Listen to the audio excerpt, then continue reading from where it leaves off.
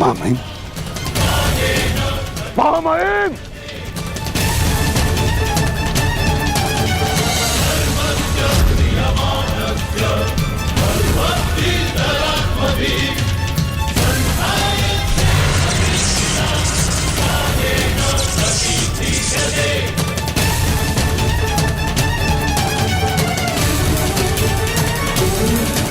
महामहिम, आप ठीक तो है? महामहिम के शिविर में अग्नि लगाने का दुस्साहस किसने किया? उत्तर दो। एक विश्वासघाती को यही दंड मिलना चाहिए, यही।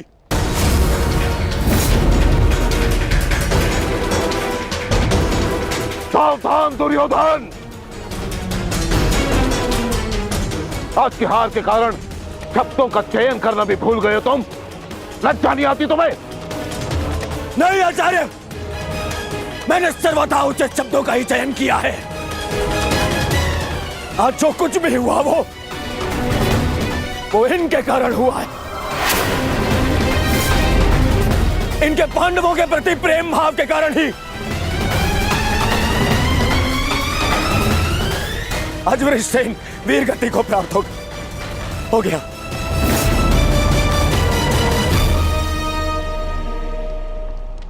इसीलिए मैं हस्तिनापुर का युवराज दुर्योधन आज अभी और इसी क्षण से आपको कौरव सेना के सेनापतित्व से मुक्त करता हूं। जाइए, चले जाइए वापस हस्तिनापुर और जाकर विश्राम करिए वहां।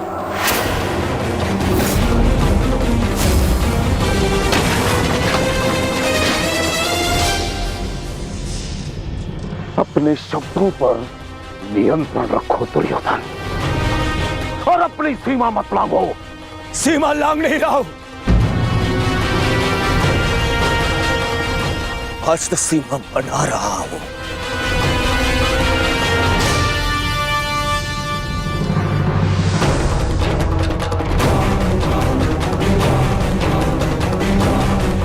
इस समय मैं ऐसे व्यक्ति के सामने खड़ा हूं जो हमसे अधिक हमारे शत्रुओं के पक्ष में है, जिनके मौन रहने के कारण ही मेरे मित्र ने अपना पुत्र और मैंने अपना रक्षक खो दिया। हस्तिनापुर के युवराज की सांसें चलती रहे तो उसने अपनी सांसें खो दी। वृषसेन की मृत्यु का दुख जितना तुम्हें है उतना हमें है, हम सबको है। पर इसका अर्थ ये नहीं कि तुम महामहिम के साथ दुर्व्यवहार करो, जो मैं तुम्हें कदापि करने नहीं दूंगा। बस गुरुदेव, यदि आप भी पितामह के साथ विदा लेना चाहते हैं तो आप भी जा सकते हैं। आपको ससम्मान विदा करेगा यह दुर्योधन।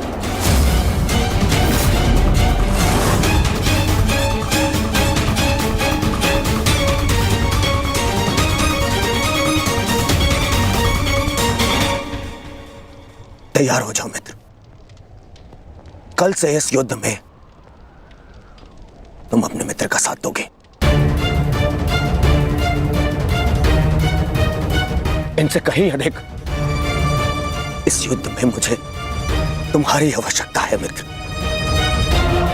दो सहोदर एक दूसरे का रखना भाई, ये उत्तरदायित्व आपको ही लेना होगा ताजश्री। प्राण की रक्षा केवल आप ही कर सकते हैं। कदापि नहीं।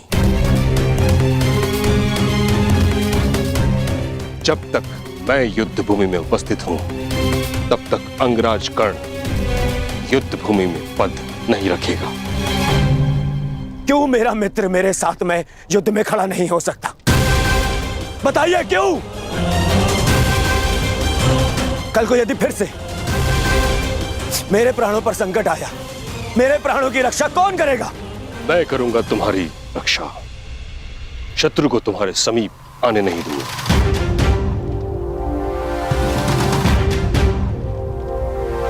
कल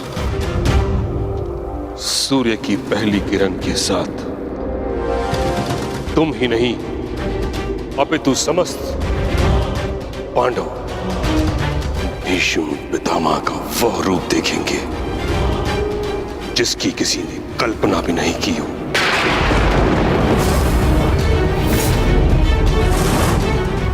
यह मेरा वचन है। अर्जुन हो या युधिष्ठिर, कृष्ण हो या भीम, गंगा पुत्र भीष्म के प्रताप के आगे झुकेंगे। यह मेरा वचन है।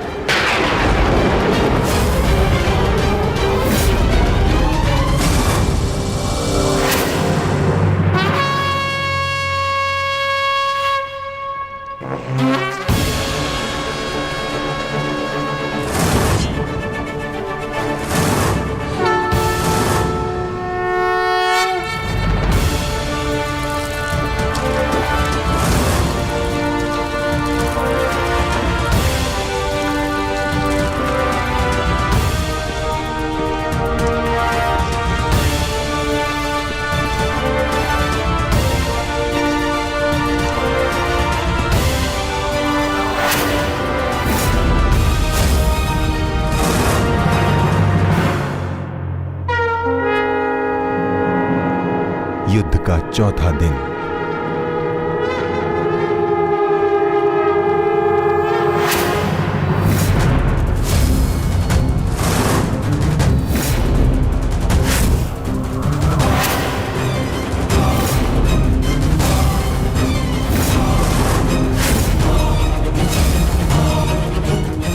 पितामह, देव की रचना कीजिए। मुझे अपने प्राण का विश्वास दिलाइए पितामह। बस दुर्योधन, अन्य कोई व्यूह नहीं। चलो सारथी।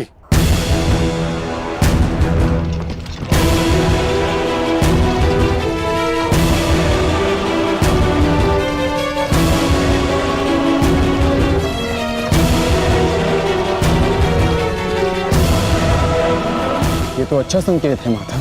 प्रतीत होता है कि पितामह इस नरसंहार को समाप्त करना चाहते हैं, इस युद्ध पर विराम चाहते हैं। गंगा पुत्र इस महायुद्ध पर विराम अवश्य लगाना चाहते हैं, परंतु अपने सभी शत्रुओं का अंत करने के पश्चात।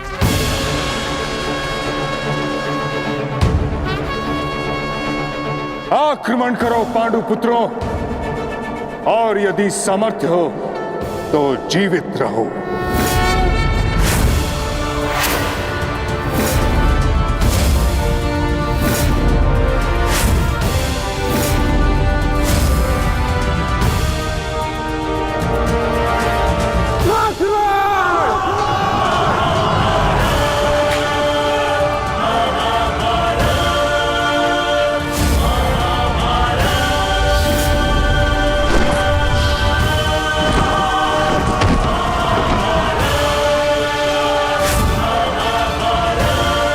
ये क्या कर रहे पितामह? कभी कभी कर्तव्य की चेतना आकांक्षाओं के स्वप्न पर हावी हो जाती।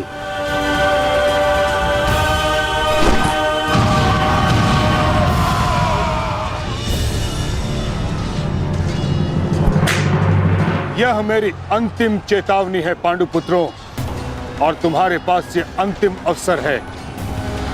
समर्पण करो, अन्यथा परिणाम के लिए प्रस्तुत रहो।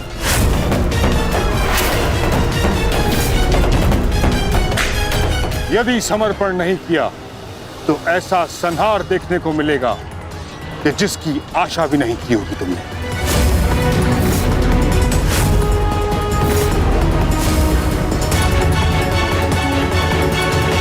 किस बात का समर्पण पितामह? किस बात का समर्पण? आप भली भांति जानते हैं कि इस युद्ध के अलावा हमारे पास और कोई विकल्प नहीं, और यही युद्ध हमें हमारा अधिकार और न्याय दिलाएगा। तो ठीक है, अपने इस निर्णय का परिणाम भुगतने के लिए तत्पर हो जाओ।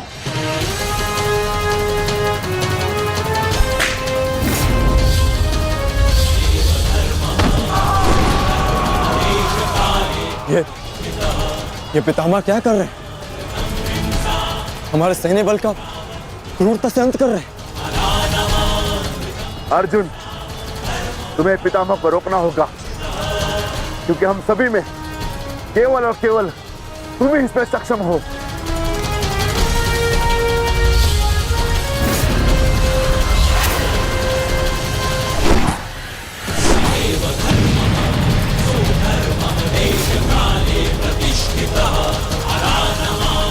अर्जुन, युद्ध करो अथवा समर्पण।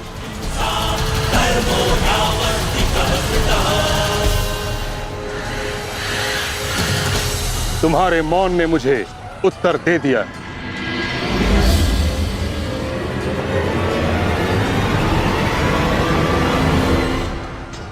पार्थ, तुम द्वंद्व करना चाहते हो भी या नहीं?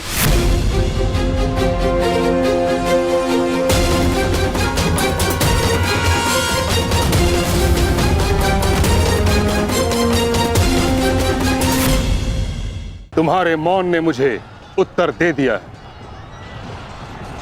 उचित होगा पितामह कि आप अपनी ओर से कौरवों को भी आक्रमण करने की अनुमति दीजिए, क्योंकि आप तो मेरे साथ द्वंद्व में व्यस्त होने वाले हैं। मेरी ओर से लड़ रहे योद्धाओं का अपमान मत कीजिए पितामह। ठीक है अर्जुन,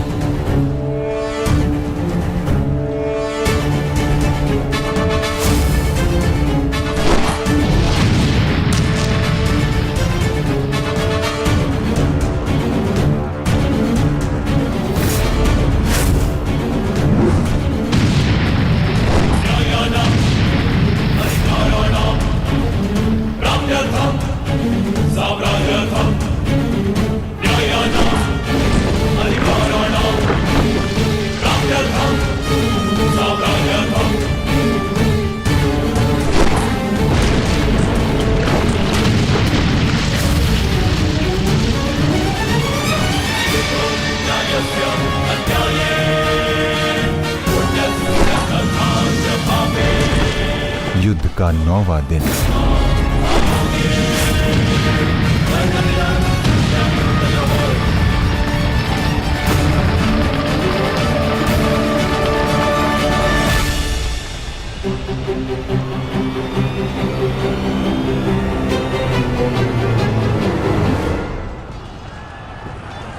माधव, ये पितामह तो भ्राता युधिष्ठिर की ओर अपना रथ लेकर जा रहे हैं।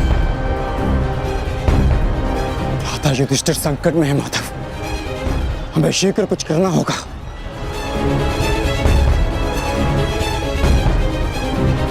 तुम भली भांति जानते हो युधिष्ठिर कि तुम मुझसे द्वंद्व करने में सक्षम नहीं हो। इस कारणवश अपने सैनिकों की आहुति देना बंद करो, समर्पण कर दो।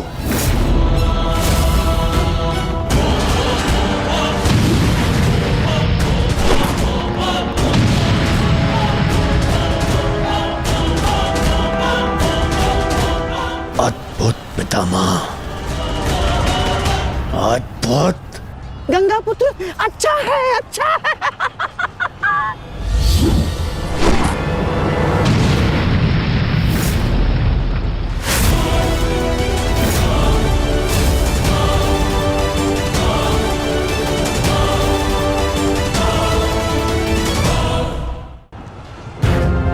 मेरे मार्ग से हट जाओ।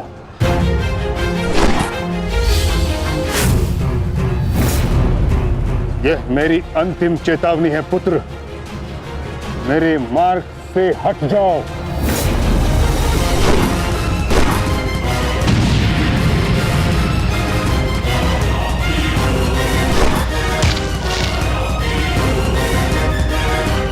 समर्पण करो।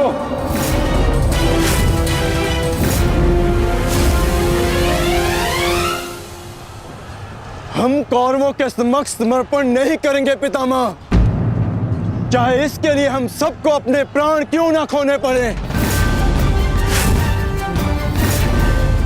जब तक शरीर में अंतिम श्वास है, जब तक शरीर में रक्त की अंतिम बूंद है,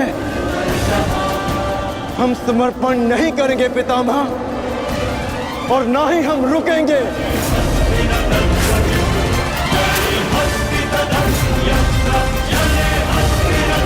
ठीक है अर्जुन, यदि तुम्हारा निर्णय यही है तो मेरा उत्तर भी जान लो।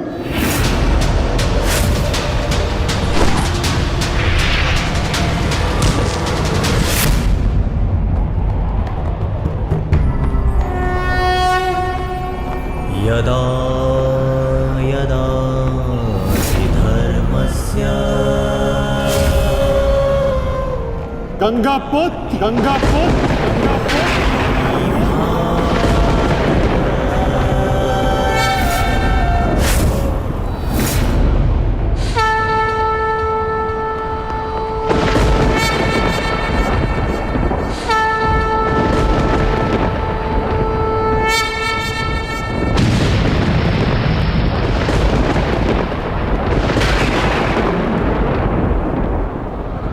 मेरे शस्त्र ना उठाने के दिए गए वचन को मेरी दुर्बलता मत समझना।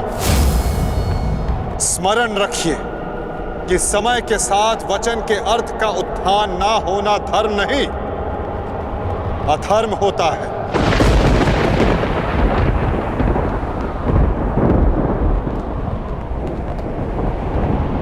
मैं केवल अपने कर्तव्य का पालन कर रहा हूं वासुदेव, और ऐसा करने से मुझे कोई नहीं रोक सकता।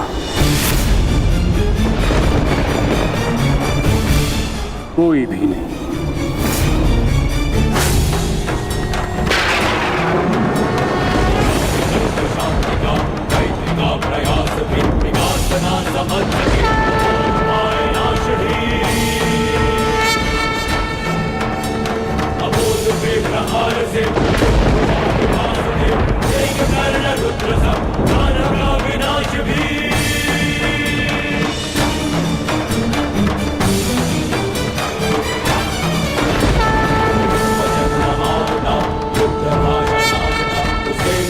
युद्ध भी, दंड भी, प्रहार भी, कटेगा पाप का, नाश होगा नीच का, दमन करेंगे वासुदेव उसका अहंकार भी। चक्र के प्रहार से अग्नि कृष्ण की करेगी पाप का दलन। पाप से गति डरा ताहि मां पुकार थी, ईश द्वार का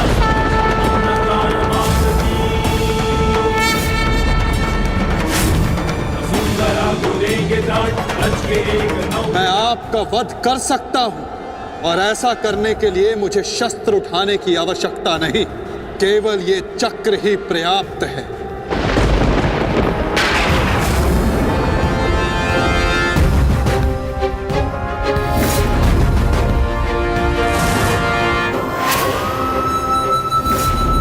गंगापुत्र देवव्रत, मैं इस समय ना मनुष्य वासुदेव हूं, ना ही मैं यदुवंशी कृष्ण हूं, मैं इस समय केवल गुरु श्रेष्ठ हूं। मैं ही सत्य हूं, मैं ही ज्ञान और मैं ही न्याय हूं गंगापुत्र। इस महायुद्ध का आवाहन और इस युद्ध में आपकी उपस्थिति मेरे निर्णय से है गंगापुत्र। आपका जीवन मेरे निर्णय, मेरी इच्छा से था, और अब आपकी मृत्यु मेरे अधीन है।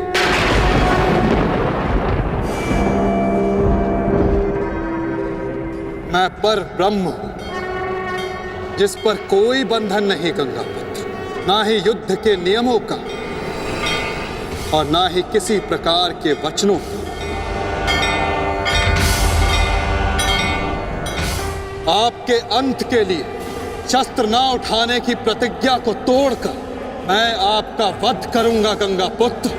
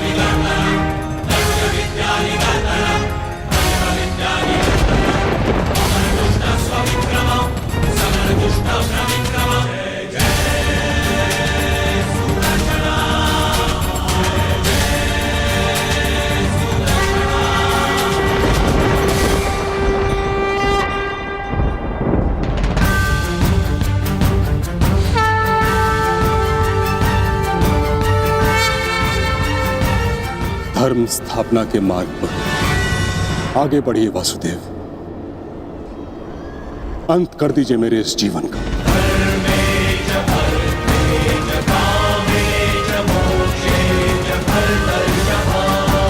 मैं स्वयं को आपको समर्पित करता हूं।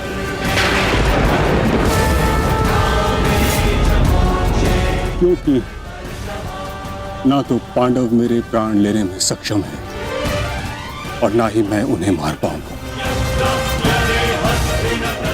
मैंने सदैव धर्म का पालन किया, कभी अधर्म नहीं किया।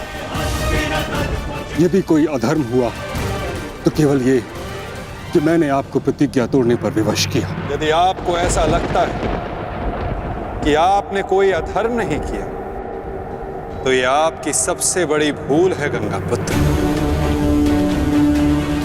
अवश्य आपने सदैव धर्म का पालन किया गंगा पुत्र, किंतु केवल अपने लिए, अपने वचनों के लिए, और यही आपका सबसे बड़ा अधर्म है। क्योंकि जिसके पास शक्ति हो उसे स्वयं के लिए नहीं, संसार के लिए उत्तरदायी होना चाहिए, और जो आप नहीं हो पाए गंगा पुत्र।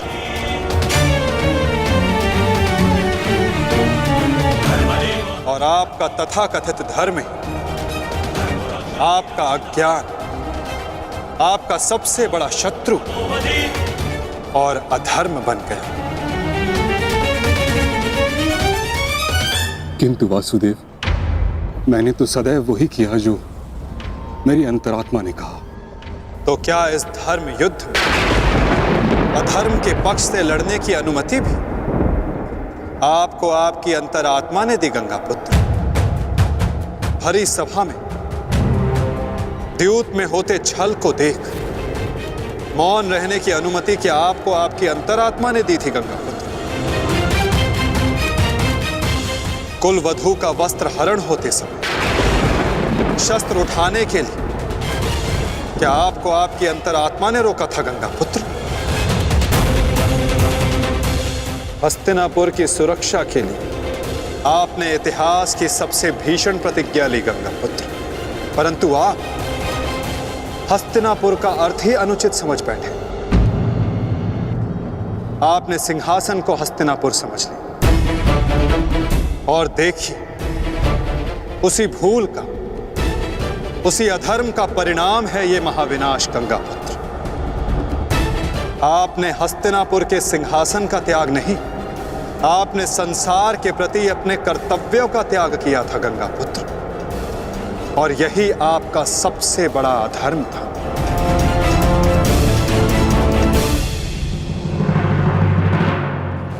परिवर्तन ही संसार का नियम है गंगा पुत्र, और संसार के कल्याण और उत्थान के लिए ऋतुएं भी स्वयं को परिवर्तित करती हैं।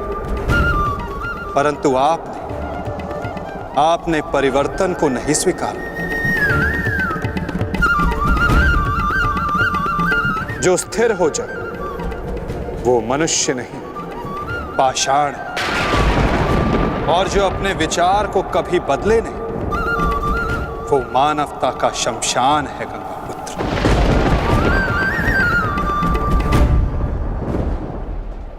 अपने कर्म के प्रति सजग ना रहना सबसे बड़ा अधर्म होता है, जो आपने किया गंगा पुत्र। और यही इस महायुद्ध, इस महाभारत के होने का कारण बना।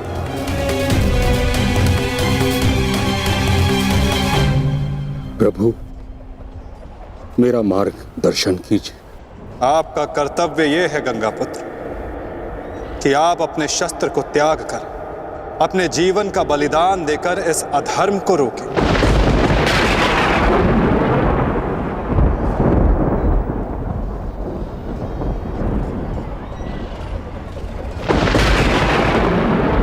ठीक कहा वासुदेव। कदाचित मेरा अंत ही इस समस्या का समाधान है। आज जबकि मुझे अपनी भूल का भान हो गया है, मैं अपना प्रारब्ध स्वीकार करने के लिए तैयार हूं।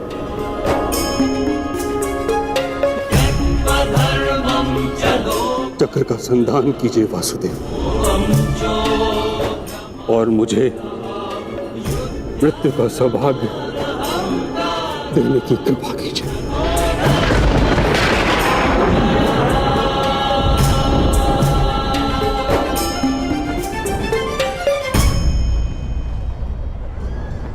ठीक है, यदि आपकी इच्छा ये मृत्यु पाने की है, तो मैं अपनी प्रतिज्ञा को तोड़कर तुम्हें मुक्त करता हूं गंगा पुत्र।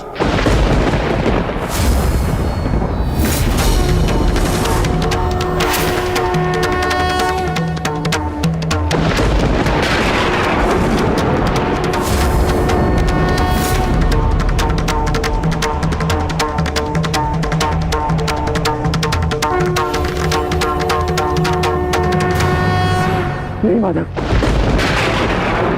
आपने इस धर्म युद्ध का बीड़ा उठाया है, वचन तोड़कर उसे कलंकित मत कीजिए। मैं नहीं चाहता कि आप पर कोई उंगली उठे।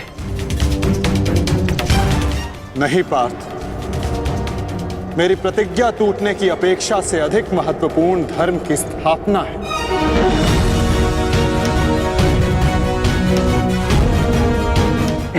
नहीं माधव, नहीं। आपने ही भारभृग को धीर गति दी है माधव, ताकि इस युद्ध से जुड़ी प्रतिज्ञाएं, वचन और प्रारब्ध भंग ना हो सके। तो क्या आप स्वयं इसे तोड़ देंगे?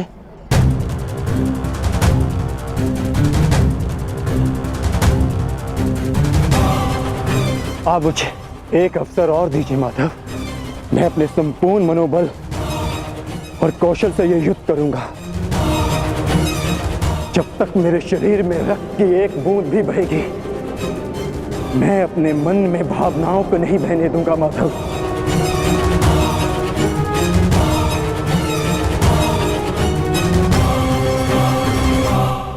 मैं पितामह का अंत करूंगा, अंत करूंगा, अंत करूंगा, अंत करूंगा।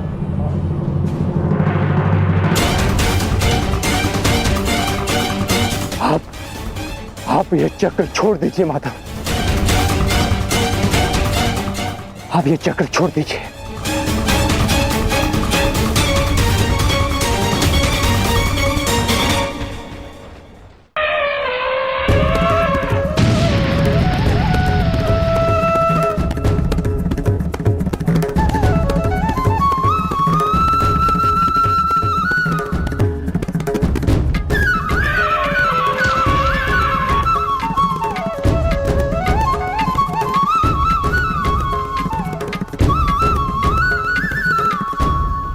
उठो पार्थ।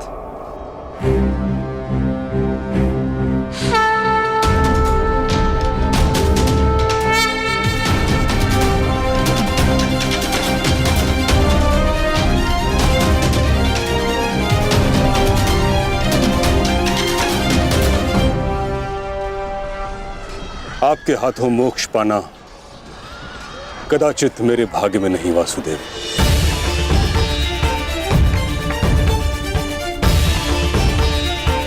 नहीं गंगापुत्र, आपका वध करना मेरा प्रारब्ध ही नहीं था, अर्जुन का प्रारब्ध है। और मैंने ये चक्र संधान केवल इसलिए किया ताकि मैं अर्जुन को दिखा सकूं कि आपका भी वध करना असंभव नहीं।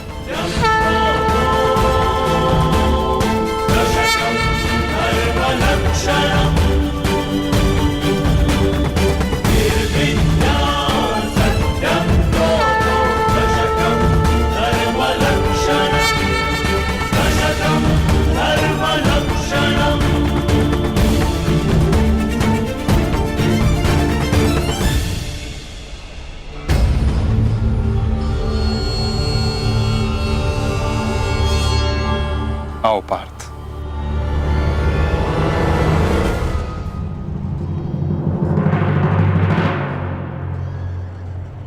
पुत्र अर्जुन, युद्ध आरंभ करें। मैं सज्ज हूं पितामह।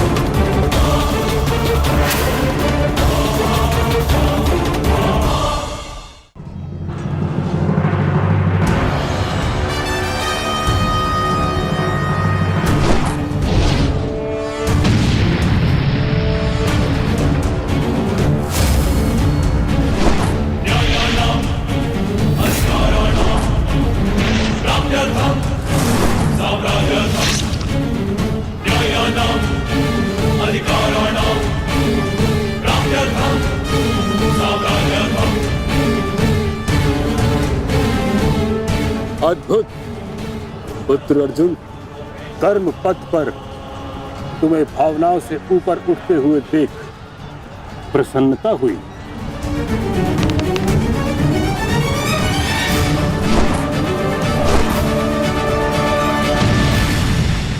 जब तक महामहिम के हाथ में शस्त्र हैं, उनके प्रहार की धारा कोई नहीं रोक सकता और ना ही उन्हें कोई निरस्त्र कर सकता है।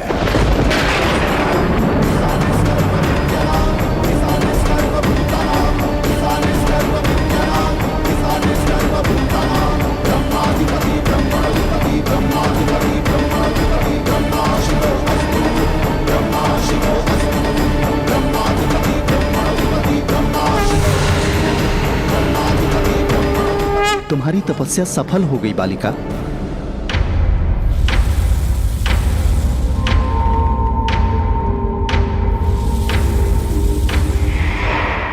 मांगो, क्या मांगना चाहती हो? गंगा पुत्र भीष्म का नाश। किंतु गंगा पुत्र का वध मेरे वश में भी नहीं है शिखंडिनी। परंतु अपने जीवन का अंत तो मेरे वश में है ना। 2 बार मैं अपना जीवन त्याग कर चुकी हूं। इस बार भी मैं फिर जन्म लूंगी और अगले जन्म में भीष्म का अंत करने आऊंगी।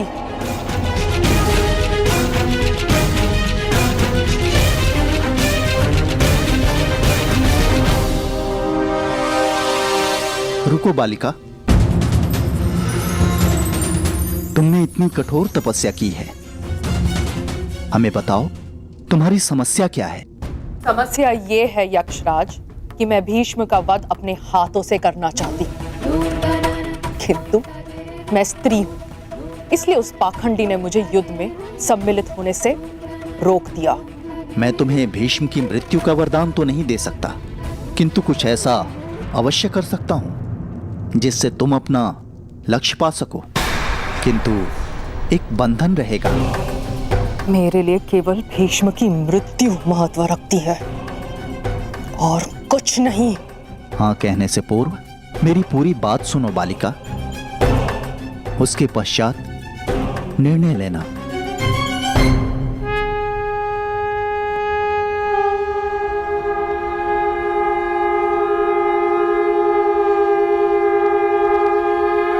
पुत्र अर्जुन, आज तुम कुशलता पूर्वक लड़े, परंतु मेरे वध के लिए यह पर्याप्त नहीं। हाँ, क्योंकि महामहिम के पास तुम सब के नाश के लिए पर्याप्त अस्त्र है धनुर्धारी अर्जुन।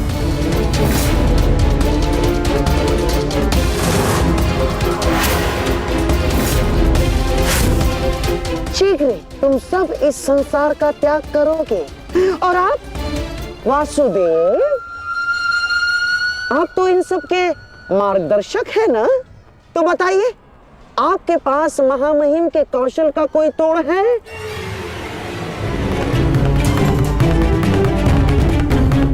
केशव, आप ही तो कहते हैं ना कि कभी कभी भाग्य स्वयं चलकर हमारे पास आता है, किंतु शिखंडिनी अब तक क्यों नहीं आई? उसे इतना समय क्यों लग रहा है केशव?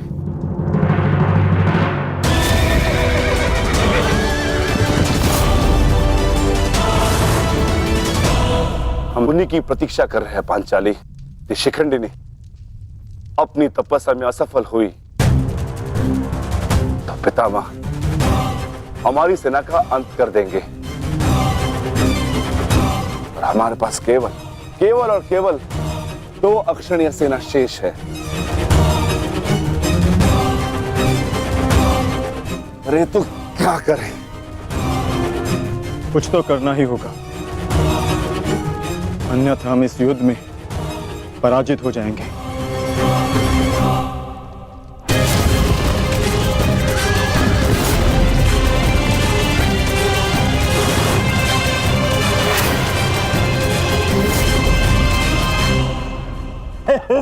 विजय हमारी हुई आज फिर से। परंतु सबसे अधिक प्रसन्नता मुझे तब होती है जब वो धनुर्धारी अर्जुन के मुख पर मैं भय देखता हूँ। केवल 2 अक्षुणी सेना शेष बची है उन पांडवों के पास और शीघ्र ही वो 2 अक्षुणी सेना भी समाप्त हो जाएगी, अंत हो जाएगा उनकी सेना का और उन पांडवों का। अवश्य अंत होगा, नाश होगा, क्यों नहीं होगा? परंतु खेद है अंगराज, आप इस युद्ध में लड़ नहीं पाएंगे क्योंकि महामहिम जिस वेग से पांडवों की सेना को नष्ट कर रहे हैं उससे तो ऐसा प्रतीत होता है कि ये युद्ध कल ही समाप्त हो जाएगा। गांधार नरेश, युद्ध अभी तक समाप्त नहीं हुआ है। मैंने आप सबसे पहले भी कहा था कि विजय से पूर्व उत्सव मनाना उचित नहीं है।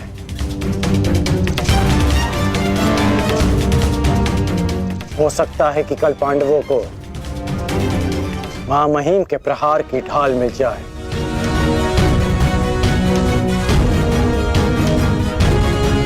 इस युद्ध में कुछ भी संभव है।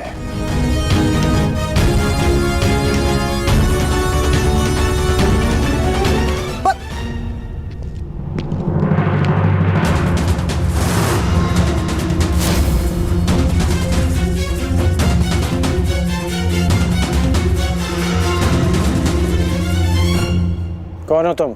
मैं इस युद्ध का अंत हूं। मैं भीष्म की मृत्यु हूं। देवी शिखंडिनी,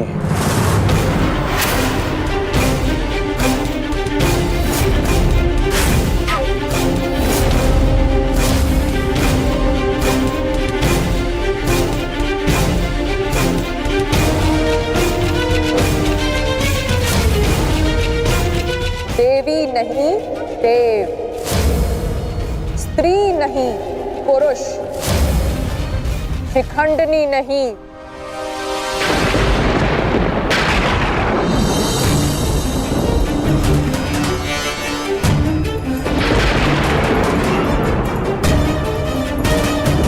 शिखंडी।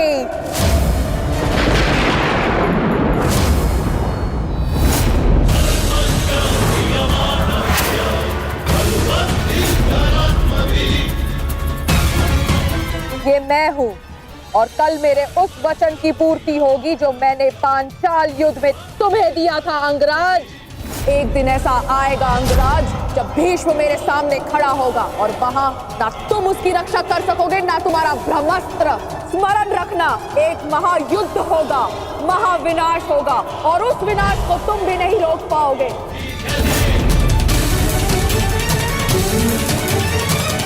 बधाई हो, कल से तुम इस युद्ध में प्रवेश करोगे। कल कुरुक्षेत्र एक योद्धा को विदा करेगा और दूसरे योद्धा का स्वागत।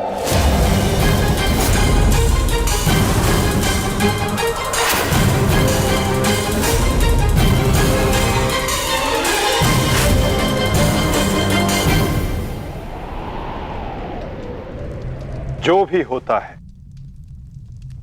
केवल समय के अनुसार होता है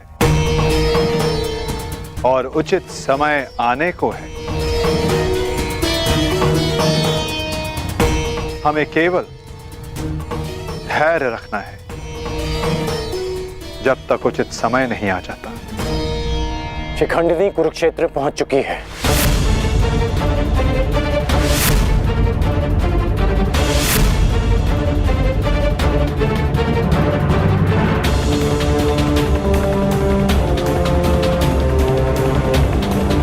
शिखंडिनी के आगमन में आपकी संभावित मृत्यु छिपी है, फिर भी आप मुस्कुरा रहे हैं।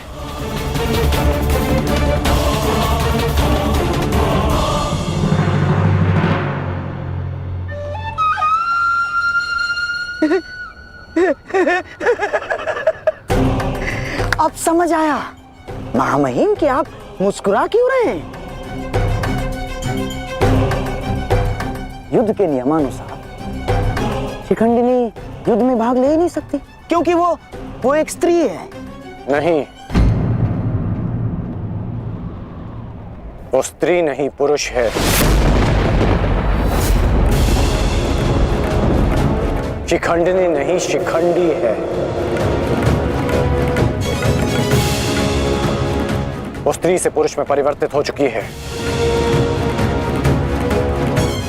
और कल वो युद्ध में प्रस्तुत होगा और उसका एक ही उद्देश्य है,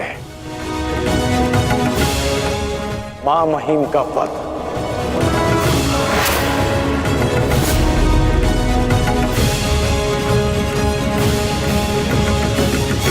हाँ, एक स्त्री अपने प्रतिशोध की आग के चलते पुरुष बन गई। अद्भुत। भला यह कैसे संभव हुआ? कैसे हुआ वो छोड़िए मामाश्री, अब ये बताइए कि करना क्या है।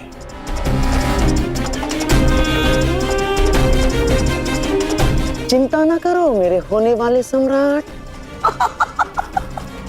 तुम्हारा ये मामा इसका भी कोई ना कोई उपाय अवश्य ढूंढ लेगा।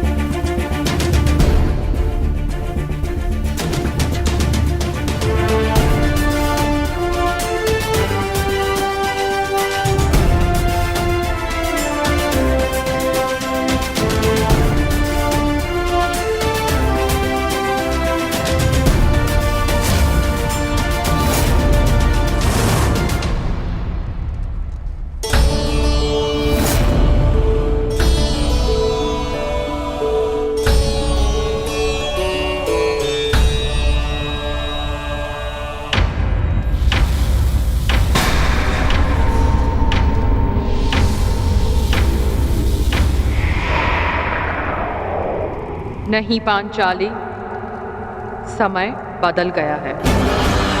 तुम्हारे समक्ष शिखंडनी नहीं, शिखंडी है। एक पुरुष, एक पुरुष, एक पुरुष।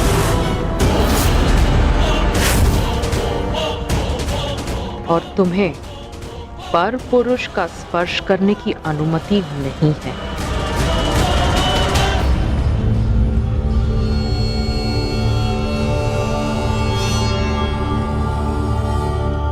जब हमें सबसे अधिक आपकी आवश्यकता है, आप हमारे समक्ष प्रस्तुत हैं।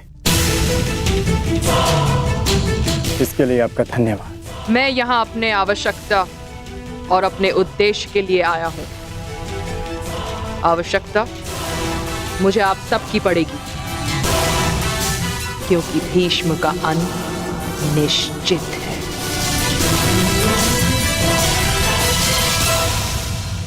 ये मेरा वचन है, हम आपका पूर्ण रूप से समर्थन करेंगे, फिर चाहे कुछ भी हो जाए। युद्ध भूमि में हम आपके साथ खड़े रहेंगे और अंत तक युद्ध करेंगे। हमें ये कार्य कल ही संपन्न करना होगा, क्योंकि मेरे पास मेरे जीवन का लक्ष्य पूर्ण करने के लिए केवल एक ही दिन है।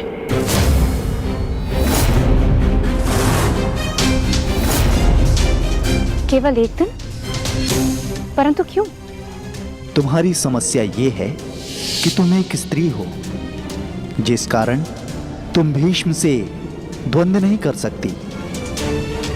मैं तुम्हें पुरुष बनने का वरदान देता हूं, ताकि तुम भीष्म को परास्त कर सको। किंतु स्मरण रहे कि ये वरदान केवल 8 प्रहर अर्थात एक दिन के लिए रहेगा। हमारे शत्रुओं को इसका भान नहीं होना चाहिए कि शिखंडिनी केवल एक दिन के लिए पुरुष है।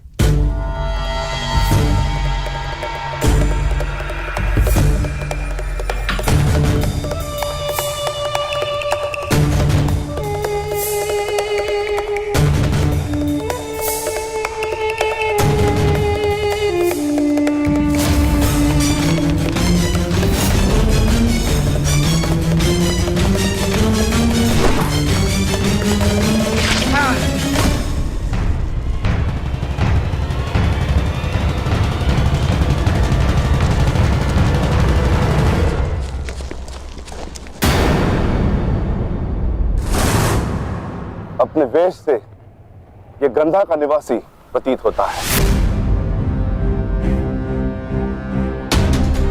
अर्थात ये मामा शकुनी का गुप्तचर था। सौभाग्य ये कि यहां से जीवित नहीं जा सका। किंतु इस गुप्तचर का संदेश शत्रु तक पहुंच चुका है पार्थ।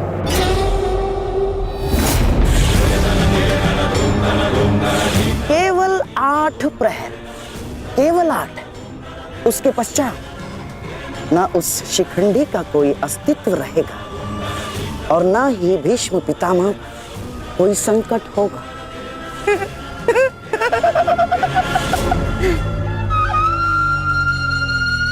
क्या होगा यदि तुम्हारे पितामह कल युद्ध भूमि में प्रस्तुत ही ना हो तो? उत्तम विचार मामा। मैं एक योद्धा हूं और मृत्यु के भय से छुपूंगा नहीं। या तो वीर गति को प्राप्त हो जाऊंगा या फिर विजय प्राप्त करूंगा। 8 प्रहर तो क्या, 8 क्षण के लिए भी मैं युद्ध से विमुख नहीं रहूंगा। क्षमा कीजिएगा मामही, परंतु वीर होने में और मूर्ख होने में अंतर होता है। जानबूझकर मृत्यु के मुख में जाना क्या उचित है? एक महान योद्धा की भांति आप गौरव और सम्मान की मृत्यु चाहते हैं, परंतु अपनी सेना के प्रति आपके उत्तरदायित्व का क्या? आप भली भांति जानते हैं कि सेना आप पर पूरी तरह निर्भर है। फिर भी मामही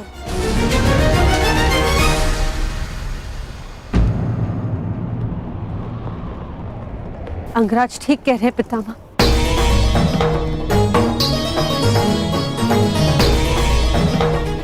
आपके और हस्तिनापुर के हित में यही श्रेष्ठ होगा। भला आप युद्ध में सम्मिलित ना हो। कुंती, पुत्री, ये जानते हुए भी कि तुम हस्तिनापुर में अपने शत्रुओं से घिरी हुई हो, तुमने यहां रहने का निर्णय क्यों लिया?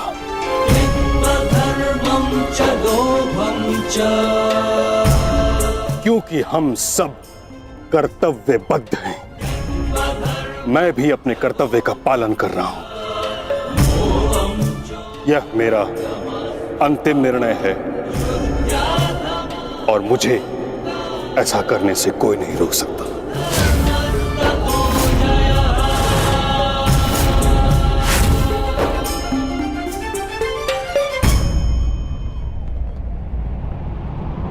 मित्र, चाहे कुछ भी हो जाए, कल तुम्हें पितामह की रक्षा करनी होगी।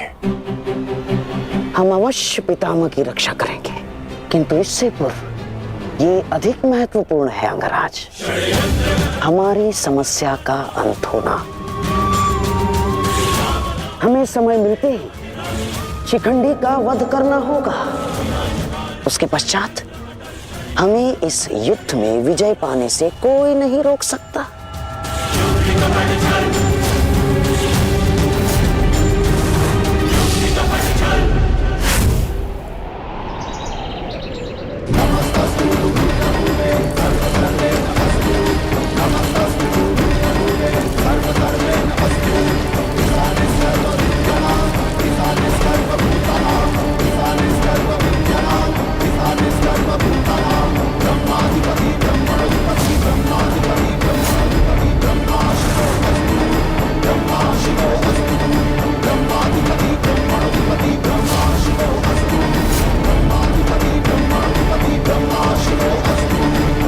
मां महिम, गंगा पुत्र, आप ऐसा क्यों कर रहे हैं? मैं केवल अपने धर्म का पालन कर रहा हूं। मैंने सदैव यही किया है। युद्ध भूमि में पूर्ण सहयोग दूंगा और यदि इस युद्ध भूमि में मेरा अंत हो गया तो मुझे इस बात का गर्व होगा कि एक योद्धा का अंत रणभूमि में होगा। मैं आपसे विनती करता हूं, रुक जाइए। ऐसा मत कीजिए मां महिम, आप इसका परिणाम जानते हैं। रुक जाइए मां महिम। आपको वचन देने के कारण मैं 9 दिनों तक रणभूमि से दूर रहा, क्योंकि मुझे लगता था कि आप जो भी निर्णय लेंगे वो हस्तिनापुर और हमारी सेना के हित में होगा। विश्वास था कि आपके होते हुए हम ये युद्ध नहीं हार सकते। फिर क्यों आप ऐसा कर रहे हैं? एक कौरव भरे अंत के लिए आप पूरी कौरव सेना का संहार नहीं कर सकते। क्या इसलिए आपने सूत पुत्र को युद्ध भूमि से दूर रखा? यदि तुम्हें ऐसा लगता है तो ठीक है। सूत पुत्र कर्ण,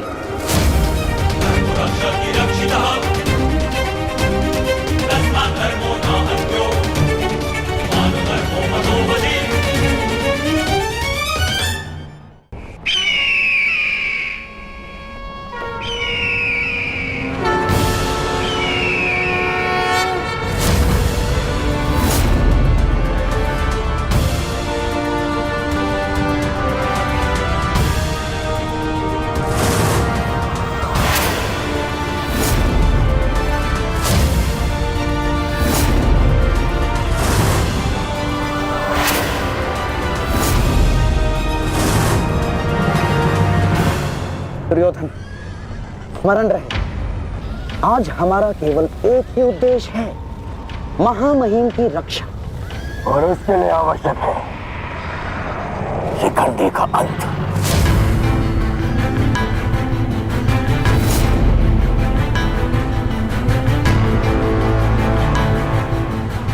आज मैं शिखंडिनी का कवच बनकर उनकी रक्षा करूंगा।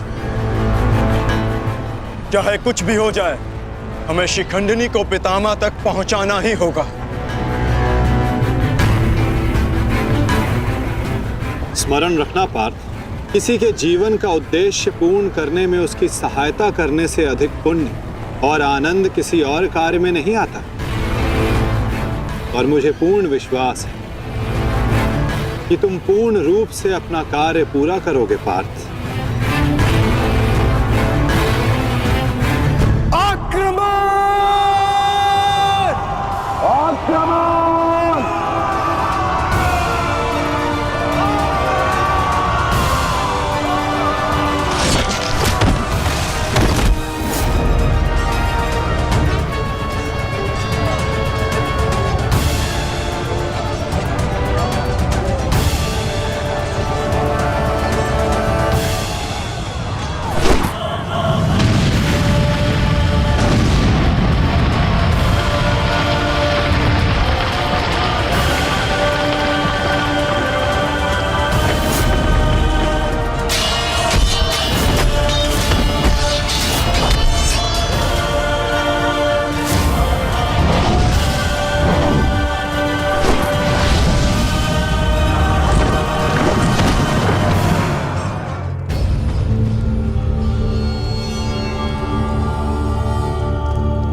एक सूत पुत्र मेरी ओर से युद्ध में भाग नहीं लेगा। भले ही कर्ण अंगराज है, परंतु यह बात भी सत्य है कि इसका जन्म एक सूत के घर हुआ है। पुत्र,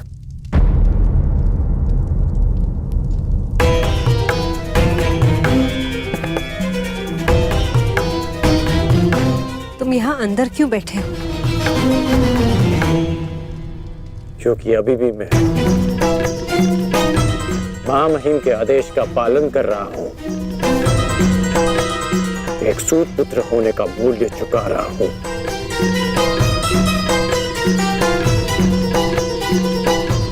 अर्थात तुम पितामह को अभी भी नहीं समझ पाए कर्णपुत्र। उन्होंने तुम्हें युद्ध में भाग लेने से इसलिए नहीं रोका क्योंकि तुम एक सूत पुत्र हो,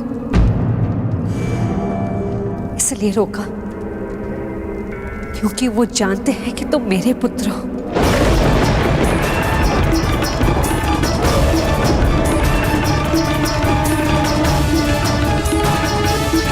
एक भाई एक दूसरे से द्वंद्व ना करें, एक दूसरे का रक्त ना बहे, इसलिए उन्होंने तुम्हें यही रहने का आदेश दिया।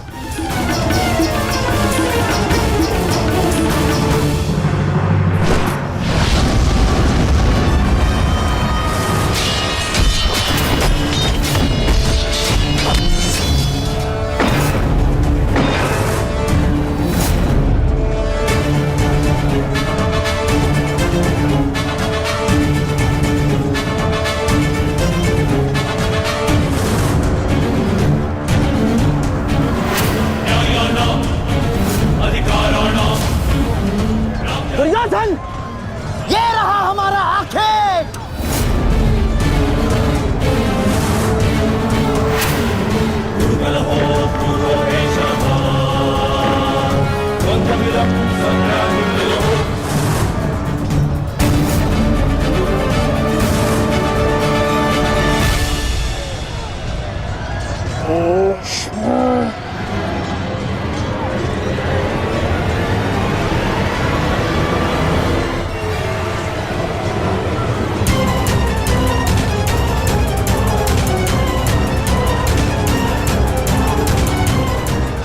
शिखंडी,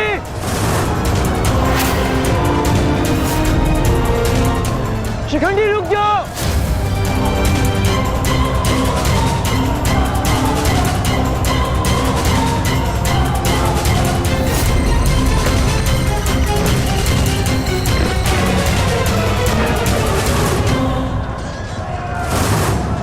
देश, तुम्हारा समय पूर्ण हुआ।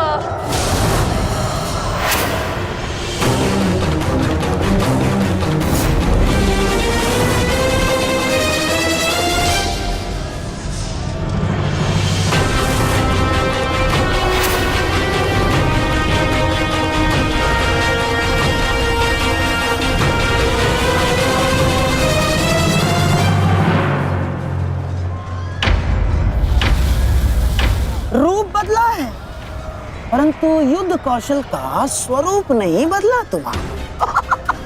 अब देखना यह है कि पुरुष बनकर कुछ पौरुष बचा भी है या नहीं। पुरुष के भांति लड़ सकते हो या नहीं।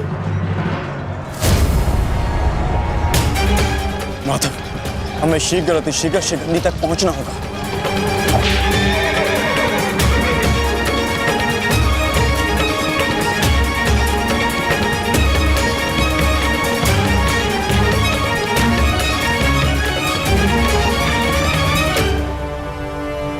इस समय युद्ध भूमि में क्या हो रहा है संजय? क्या शिखंडी ताक्षरी तक पहुंच गया है? नहीं महाराज, वो अभी तक कौरव महारथियों के मध्य में फंसा हुआ है।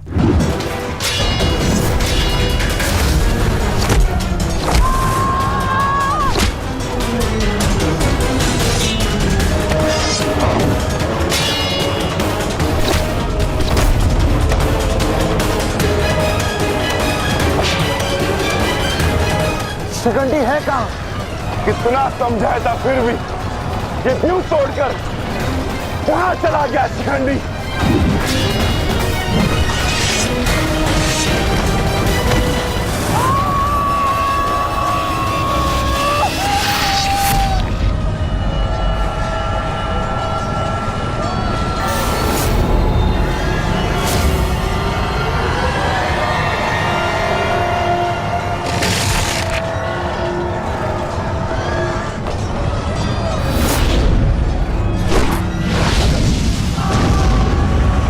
हमें शीघ्र अतिशीघ्र पितामह तक पहुंचना होगा।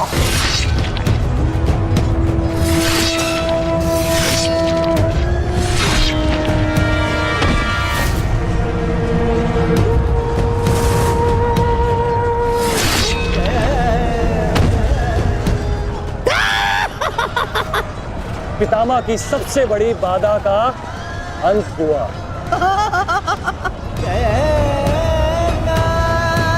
शिखंडी, अब तुम अपना उद्देश्य अगले जन्म में पूर्ण करना।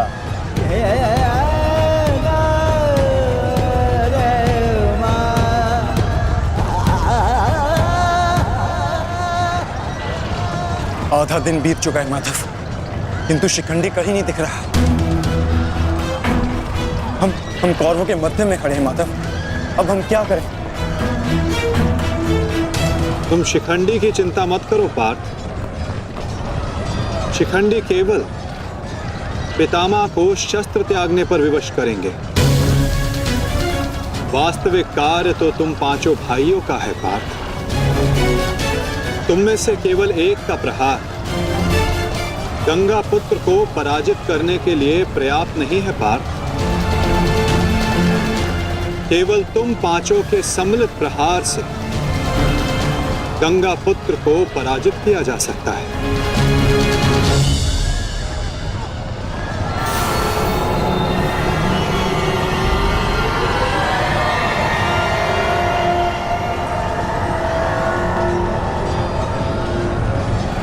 आओ पुत्रों, मैं तुम्हारी ही प्रतीक्षा कर रहा था।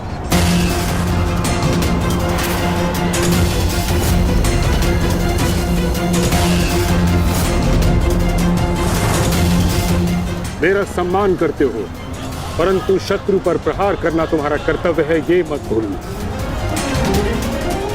मैं तुम सबको द्वंद्व की चुनौती देता हूं।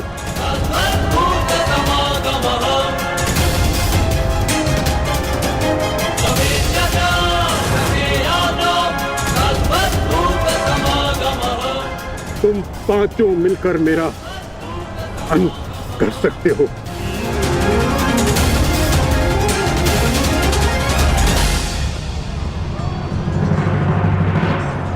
उठाओ अपने शस्त्र पुत्रों और प्रहार करो।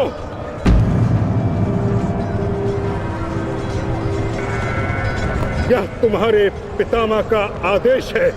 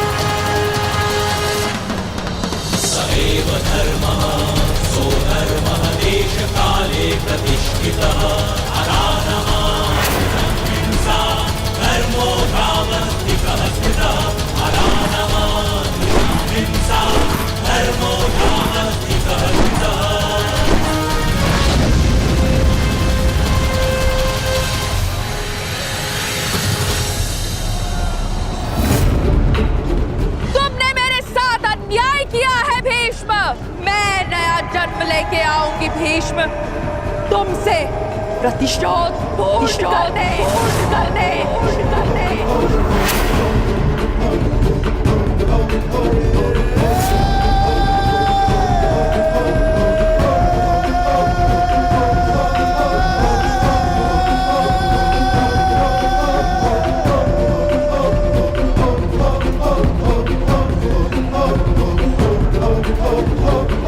भीष्म की मृत्यु से पहले मैं खुद की मृत्यु को हावी नहीं होने दे सकता। अपने जीवन का उद्देश्य पूर्ण करे बिना मैं इस दुनिया से नहीं जा सकता। भीष्म काल निश्चित है।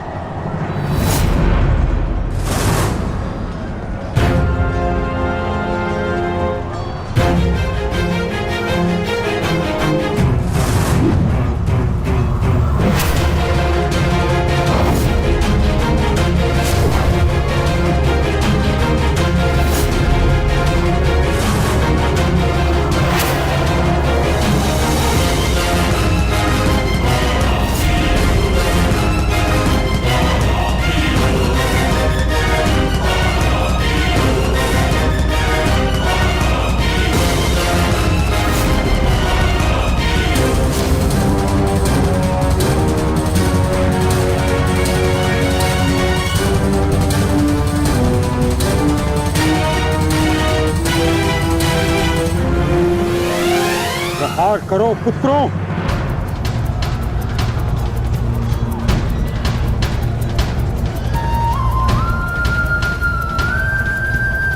भीम पुत्र, मेरे साथ द्वंद्व करो। इसके बाद तुम्हें मुझसे द्वंद्व करने का अवसर नहीं मिलेगा।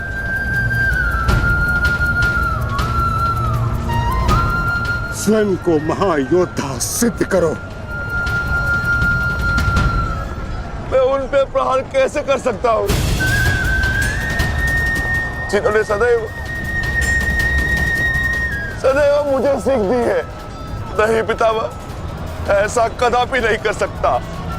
आज मैं ही तुम्हें धर्म के लिए मुझ पर प्रहार करने की अनुमति देता हूं।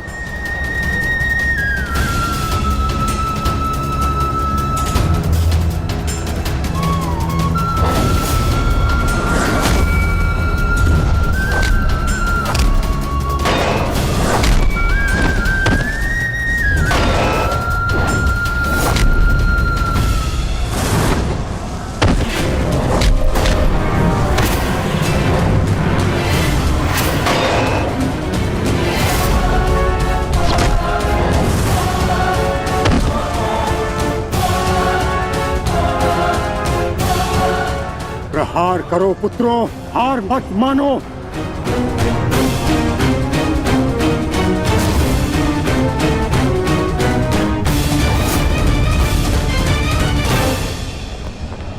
पुत्र अर्जुन,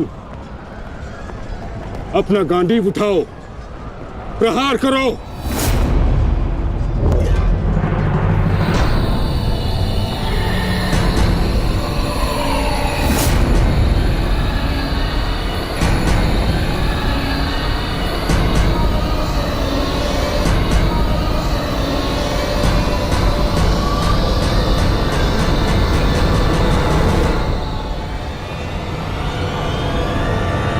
मेरा वचन है अंबा देवी, जब भी तुम मेरा काल बन के मेरे सामने आओगी, मैं तुम्हारे समक्ष अपने शस्त्र, अपने त्याग दूंगा, अपने त्याग दूंगा, अपने त्याग दूंगा, अपने त्याग दूंगा।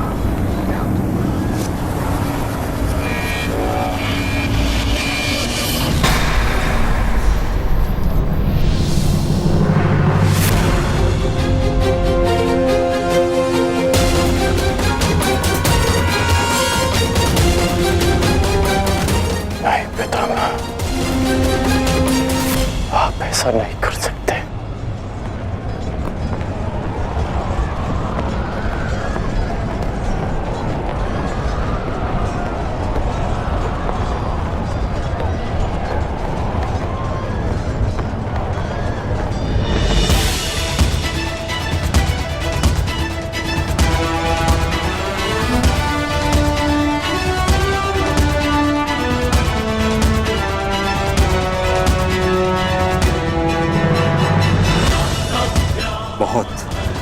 विलंब कर दिया आपने आने में।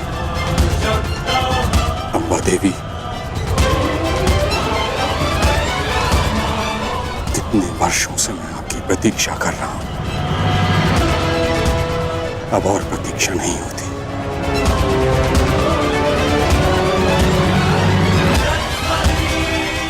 मुक्त कर दीजिए मुझे इस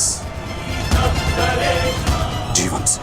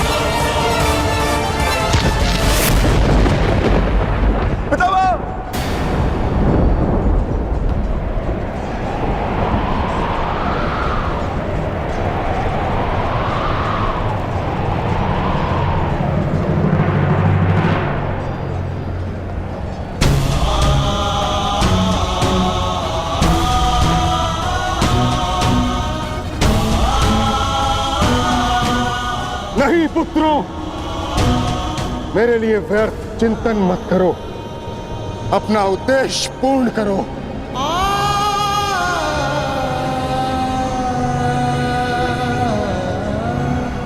कर्म करो, प्रहार करो।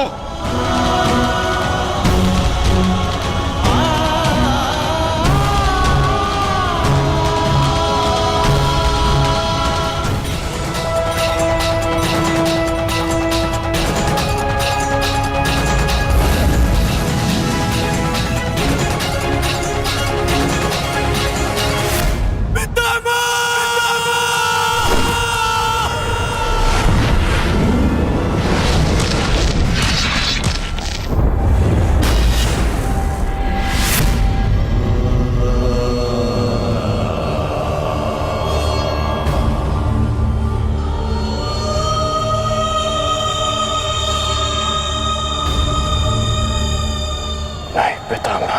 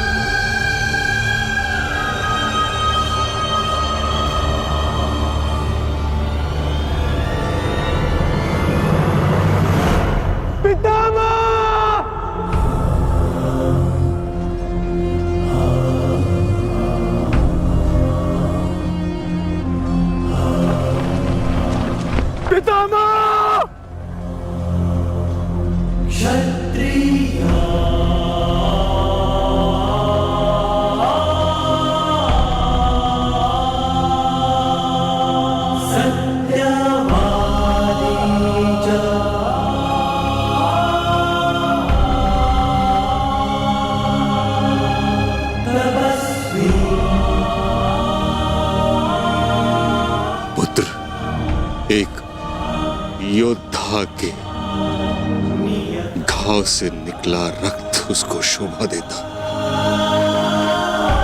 आंखों से अश्रु नहीं। सत्यवादी तपस्वी, क्यों एक योद्धा का ऐसा प्रारब्ध होता है पितामह? क्षत्रिय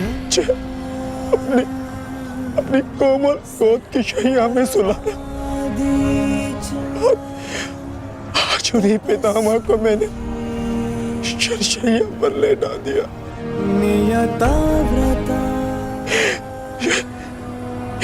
ये क्या अनर्थ कर दिया मैंने, ये क्या अनर्थ कर दिया मैंने।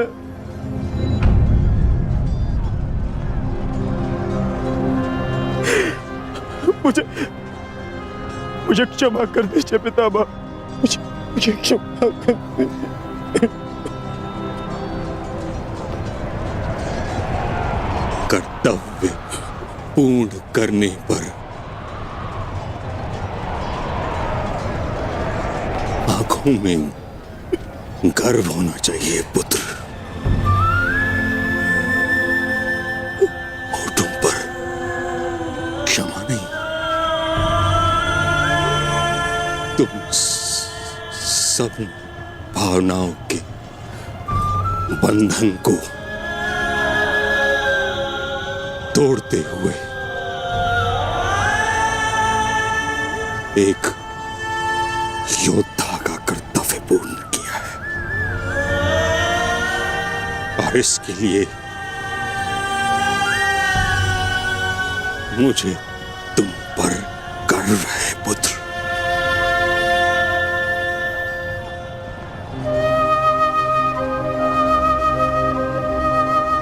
एक बात सदैव स्मरण रखना पुत्रों, परिस्थिति चाहे जो सदैव धर्म का साथ देना।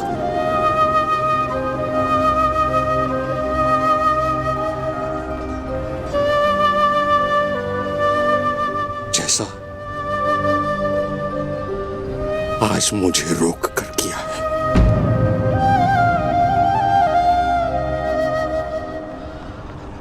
मुझे अपनी भूल समझ आ गई है माधव। मैंने सदैव अपने वचन का पालन किया है, परंतु इसी कारण अधर्म के मार्ग पर चला। जिस समय समाज को मेरी आवश्यकता थी, उस समय मैंने समाज का त्याग किया, किंतु आपने मुझे मेरी भूल का आभास कराया वासुदेव। आज मुझे लगा हर बाण मेरे हर अधर्म का परिणाम है। आज मैं अपने सभी पापों से मुक्त हो रहा हूं।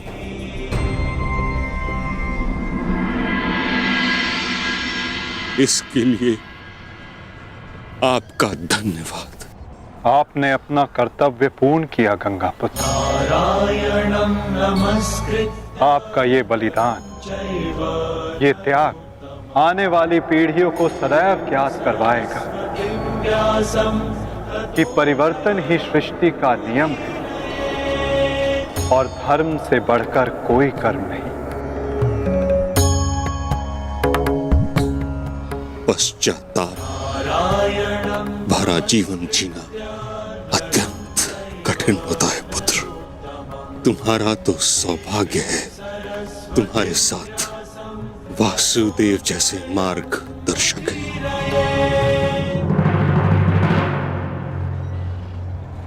युधिष्ठिर। जी पितामह। पुत्र, धर्म का पालन करते समय जीवन में कभी कभी कठिन निर्णय लेने पड़ते हैं। धर्म का मार्ग कठिन अवश्य है, परंतु इस पर चलने के पश्चात अंत समय में कभी पश्चाताप नहीं होता।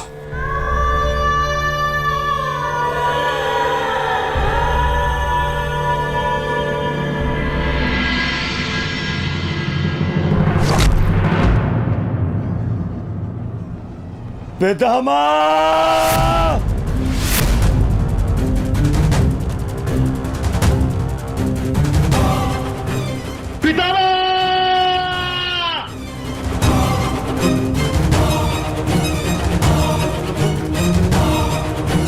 हट जाओ, हट जाओ, हट जाओ, हट जाओ।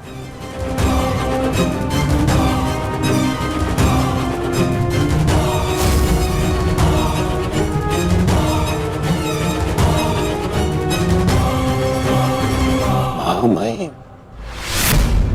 ये क्या किया तुमने?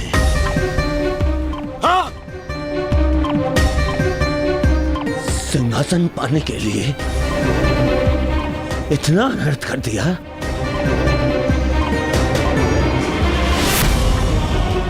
नहीं, मैं प्रतिकार लूंगा, अभी इसी क्षण प्रतिकार लूंगा। दुर्योधन, आज का युद्ध समाप्त हो चुका है। अर्जुन ने वही किया जो उसके स्थान पर तुम करते।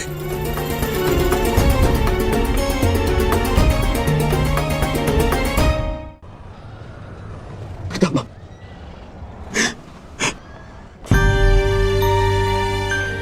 ये क्या हो गया पितामह? ये क्या हो गया?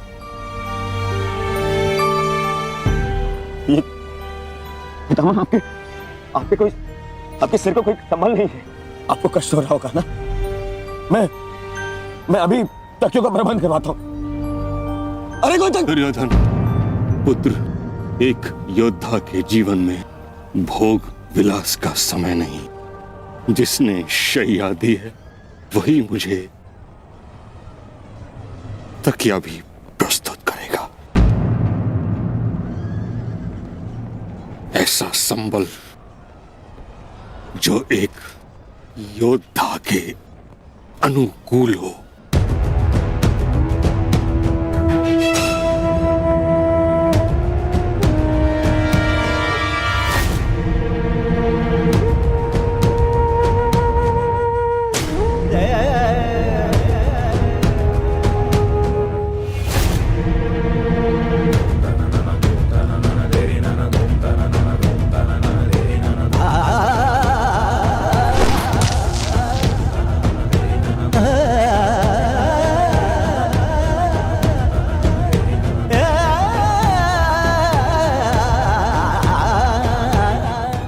लगी है अर्जुन,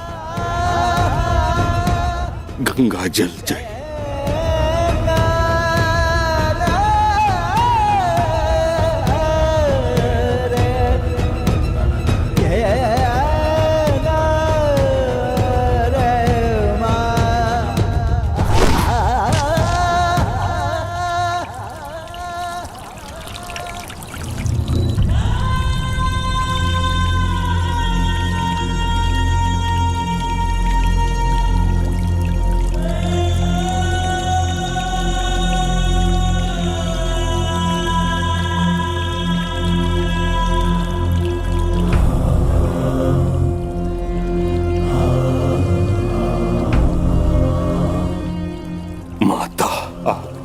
गोद में विश्राम करने का समय आ गया है।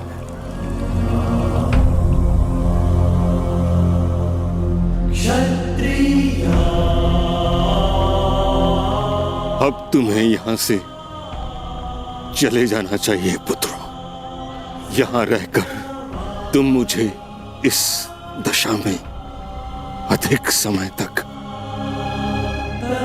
देख नहीं पाओगे। विश्राम करो, कल युद्ध शेष है। आज तुमने अपना एक कर्तव्य पूर्ण किया पुत्रों। क्षत्रिय, किंतु अभी तुम्हारे अनेक कर्तव्य शेष हैं। नियताव्रता,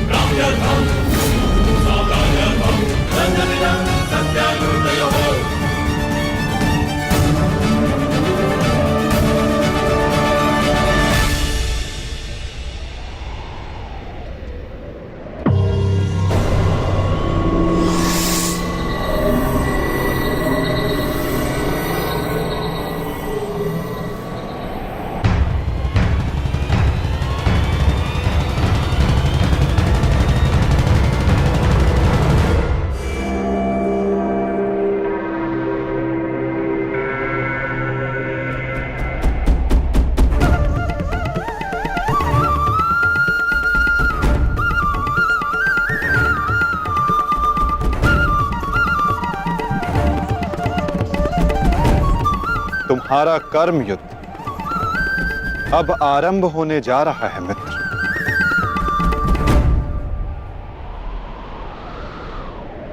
कल तुम युद्ध भूमि में प्रवेश करोगे, परंतु आज भी कोई कुरुक्षेत्र की युद्ध भूमि में है जो तुम्हारी प्रतीक्षा कर रहा है मित्र।